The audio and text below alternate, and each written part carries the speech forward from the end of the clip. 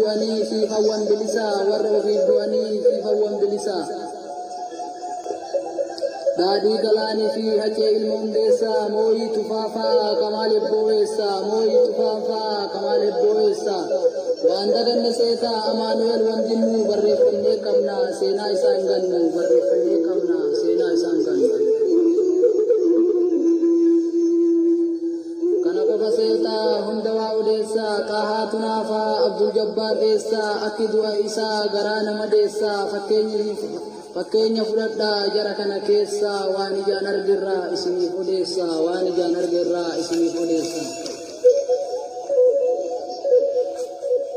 tunaa jechuun mucaa dargaggeessaa akki du'a isaa garaana hammeessaa qaama isaa fidhanii ifaadhaan bobeessaa gaaratti gatanii akka ilmoo bineensaa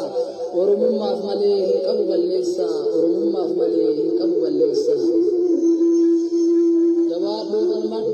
jabaadhuu falmadhuu diina mataa murii tokkummaan ka'ii mee waliif hiriira karaan bilisummaa yoo sannuuf diriira walaloo kiyyallee asirratti xumura saba koo qaalii nagayaan naaf tura saba koo qaalii nagayaan naaf tura warri jettanillee nuuriin kun eessa aanaan koollee shirka magaalaan gobeessa waan biraa dadhabdan koomentiif sheeriidhaan mee na jajjabeessa waan biraa dadhabdan koomentiif sheeriidhaan mee na jajjabeessa